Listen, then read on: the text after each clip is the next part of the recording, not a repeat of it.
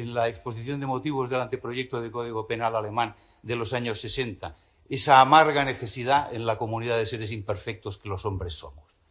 Vamos a referirnos a una cuestión, digo, de trascendencia penal con instrumentos exclusivamente penales, no tenemos otros, y entiendo que son ajenos a quienes aquí estamos. Mi concepción con respecto al derecho democrático y a la democracia es muy modesta y poca cosa puedo decir a vuestras señorías. Yo siempre he creído, la cita se le atribuye al presidente Jefferson, pero bueno, Jefferson es un poco como Churchill y todas las cosas ingeniosas se le atribuyen a él. Pero bueno, esta me gusta, decía Jefferson o se atribuye a Jefferson, que democracia es creer que el otro tiene razón por lo menos la mitad de las veces. Bueno, pues tal vez mi cliente también tenga razón por lo menos la mitad de las veces en lo que hizo y en lo que tiene que exponer ante la excelentísima sala. Esta cuestión de fondo es muy sencilla y se refiere a la disgregación, ha generado, entendemos, indefensión por la vía del 786 segundo, relativo a la vulneración del derecho a un proceso con todas las garantías y a la tutela judicial efectiva, reconducible al artículo 24.2 de la Constitución, por la no acumulación o por la escisión de la causa, como vuestras señorías prefieran, entre el procedimiento seguido ante la Audiencia Nacional, ante el Juzgado Central 3, y el procedimiento seguido ante este Tribunal Supremo. Desde luego, señores, que conocemos la doctrina de la conexión material inescindible sentada por esta excelentísima sala, la compartimos, pero no podemos, desde luego, estar de acuerdo con la aplicación que se ha hecho a este caso concreto. La conexión entre este procedimiento y el de la Audiencia Nacional es intensa, existe y hay trazos documentales, pruebas evidentes que vuestras señorías pueden constatar. ¿Cuáles son los elementos que fundamentan esa conexión inescindible? En primer lugar, si nos vamos al material obrante, tanto aquí como en la Audiencia Nacional, verán que consiste en los atestados policiales. Esos atestados que me permito ya decir y apuntar que el auto de admisión de febrero de esta excelentísima sala ya ha dejado claro lo que son. Nada, atestados policiales, poca cosa más.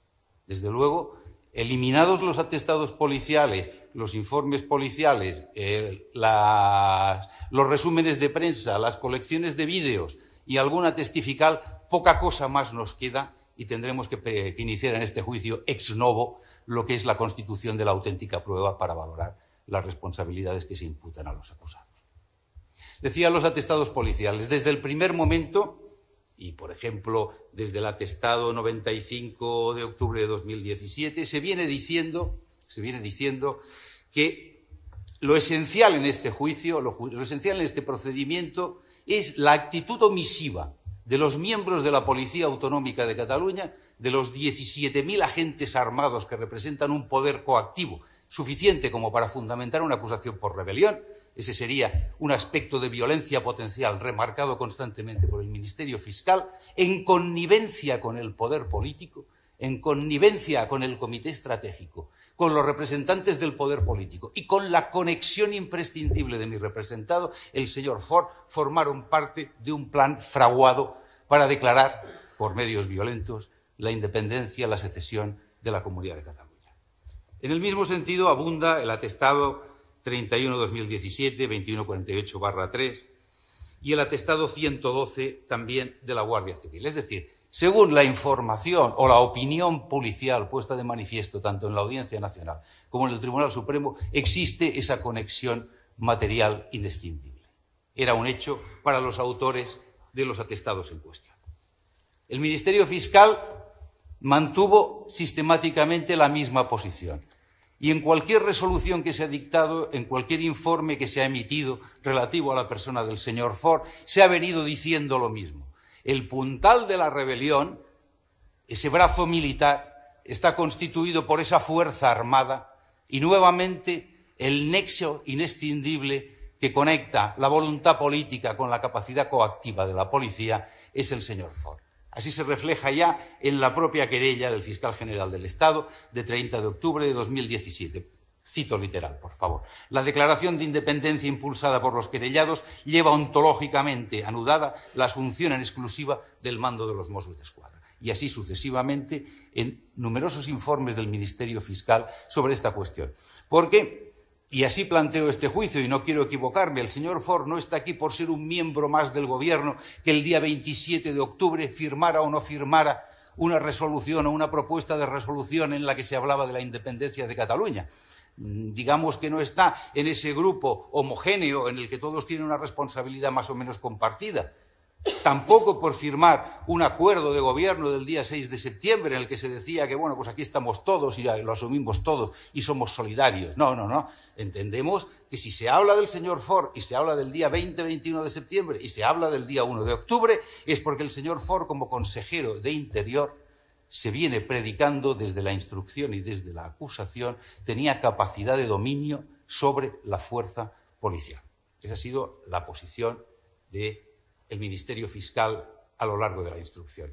También en los pronunciamientos, en los informes emitidos sobre las sucesivas peticiones de libertad, ya cercanas a un récord Guinness, formuladas por la defensa en nombre del señor Ford.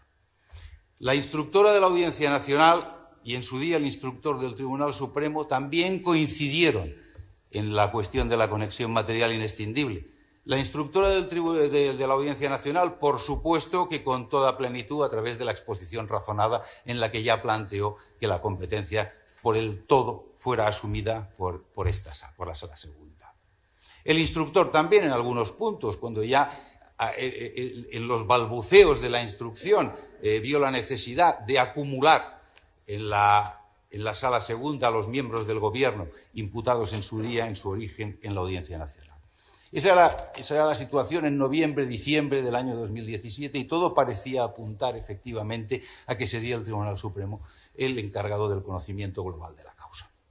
Pero no fue así. En un momento determinado, es cierto, el instructor manifestó, y este es el argumento que se intenta combatir en términos, insisto, exclusivamente dogmáticos, manifestó que no era precisa la acumulación por una razón que si yo la interpreto correctamente, venía a decir, se rompería la continencia de la causa si sujetos con el mismo nivel de responsabilidad fueran escindidos y aparecieran en procedimientos diversos, pero este no es el caso que nos ocupa. No tienen por qué estar juntos aquellos que tienen niveles de responsabilidad o de participación en la realización del hecho diversos. Y establecía una diferencia, y se deducía la interpretación de la diferencia establecida por el instructor, entre lo que serían autores materiales, y la autoría material vendría predicada precisamente de los miembros del Gobierno y de las personas, bueno, con ese añadido que es la señora Forcadell, que estaba en la mesa del Parlamento y que la verdad es que chirría un poco en el mecanismo de la estructura de la autoría. Pero, en fin, esa es una cuestión que no me compete. Estarían aquí, digo, los autores materiales del delito en cuestión y, por otro lado, esa fuerza policial o los responsables de esa fuerza policial, de los Mossos d'Esquadra, de la Policía de la Generalitat, que serían unos cooperadores necesarios.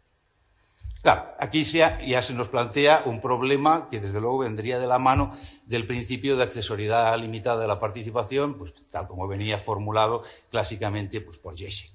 Podríamos encontrarnos con unos sujetos en los cuales si efectivamente su aportación esencial fuera considerada no punible, justificada o lo que fuere, podría romper la continencia de la causa y generar pronunciamientos contradictorios. La estructura del delito, me voy a referir exclusivamente al delito de rebelión, pero ya saben vuestras señorías que vale lo mismo que digo también para la sedición.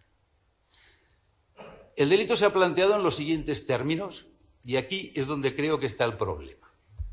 Por un lado, tendríamos unos autores materiales, que serían las personas aquí sentadas, asimilables a inductores, pero dada la estructura del tipo y la concepción del tipo en el mismo, tampoco hace falta abundar en ello. Estos señores serían los autores.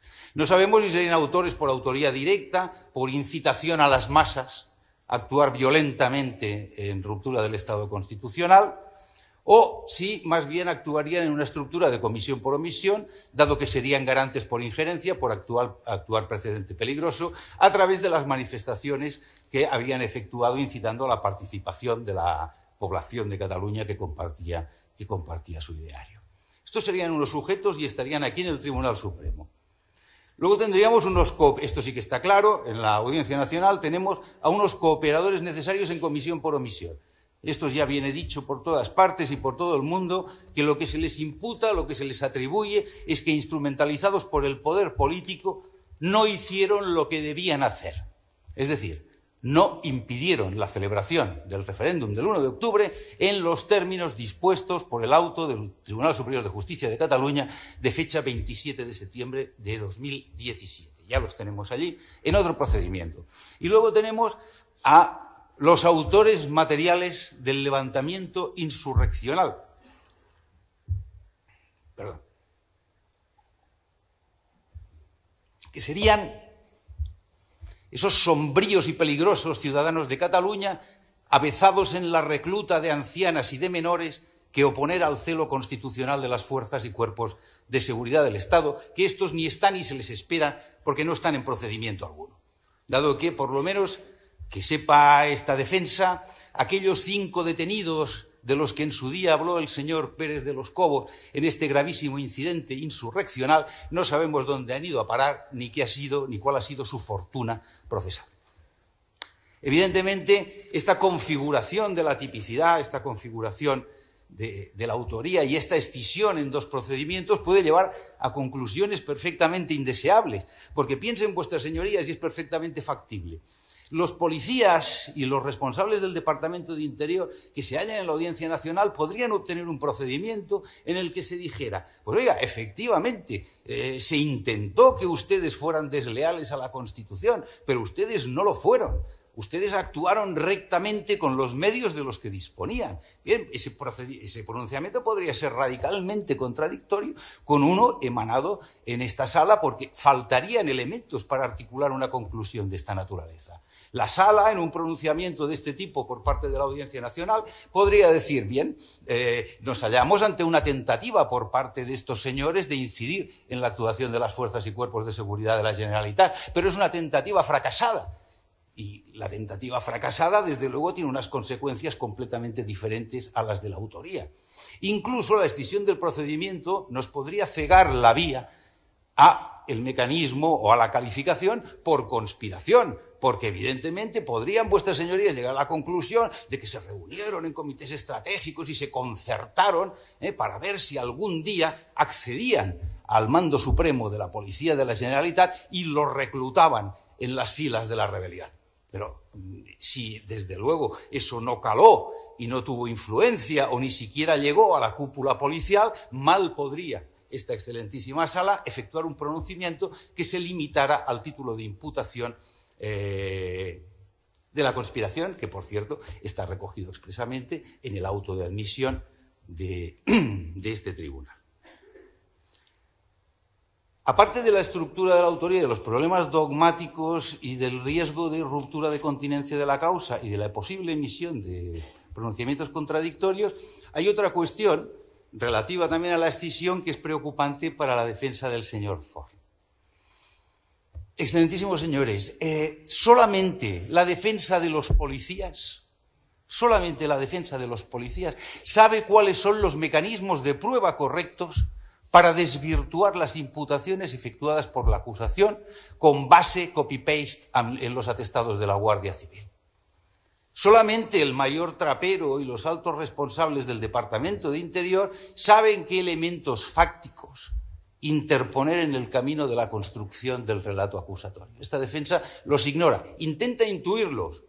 Y habrán visto vuestras señorías en el auto, en nuestro escrito de proposición de prueba, bueno, que citamos a muchos policías, aquellos que recordaba el señor Forn, citamos a policías que creemos que tenían responsabilidades operativas y que nos pueden ayudar a clarificar el espectro de conductas y de decisiones que se adoptaron el día 1 de octubre y los días inmediatamente anteriores. Pero lo cierto es que no lo sabemos. Ocurre otra cuestión. La escisión ha provocado un cruce anómalo de sujetos entre este lado y el otro de la plaza de la Villa de París, porque aquí habrá señores imputados que declararán allí como testigos en el juicio que se celebre en la Audiencia Nacional y viceversa, aquí vendrán como testigos señores que allí se hayan imputados. Por tanto, y este es el petitum de esta cuestión previa, excelentísimos señores, entendemos que la acumulación debería ser decretada por la Sala y que la acumulación solamente tiene ventajas y muy escasos inconvenientes. Las ventajas serían que acumular los dos procedimientos no generaría un artefacto procesal inmanejable, dado que más o menos lo mismo hay allí que aquí. Los atestados 112 y anexos, las noticias de prensa, las declaraciones del señor Trapero, de los comisarios de los Mossos d'Esquadra, allí está. El señor Pérez de los Cobos, el pobre, en una semana tuvo que ir a los dos sitios para declarar más o menos lo mismo. Por tanto, la acumulación no generaría un problema de esta naturaleza. Sí que generaría uno, y este es prácticamente insalvable. La mera tramitación del incidente de acumulación, la mera tramitación procesal, prolongaría posiblemente la situación de prisión provisional de los procesados. Y entiendo que eso sería intolerable. Por tanto, considero que el planteamiento de la cuestión solamente podría ser estimado por vuestras señorías, solamente podría ser tenido en consideración si viniera de la mano de una decisión que obviamente sustituyera la prisión provisional por una medida menos gravosa. Esta es la cuestión y ahora, si me permiten vuestras señorías, las relativas a la prueba. En primer lugar, planteamos, señor presidente, una testifical anudada a una documental. Excelentísimos señores, la defensa del señor Ford, está mal que lo diga yo mismo, pero bueno, alguien lo tiene que decir, cree que fue extremadamente prudente y restrictiva en el momento de la proposición de prueba y que no abrió en absoluto el abanico a discusiones de una naturaleza distinta a la exclusivamente técnico-penal. Sí que vimos que había proposiciones, lo vimos, la pista nos la dio la acusación popular Vox. Sí que vimos proposiciones, bueno, que introducían a relevadas personalidades del ámbito político y planteaban su declaración testifical. Y finalmente la sala, en un criterio generoso que no se censura sino que se aplaude, optó por esa configuración de escenario más amplio. Pues bien, en ese sentido, y por eso no la planteé en mi escrito de defensa y la planteo ahora a la consideración de vuestras señorías, entiendo que hay una testifical que es imprescindible. Es la del anterior ministro del Interior, don Juan Ignacio Zoido Álvarez. ¿Por qué es imprescindible? Porque, señores, una vez acordado que tiene que venir el que fuera presidente del gobierno y una vez acordado que tiene que venir quien fuera su vicepresidenta, extraño será que a la hora de dar explicaciones de naturaleza político-técnica o político-jurídica sobre lo que ocurrió en aquellos días no venga el ministro del ramo.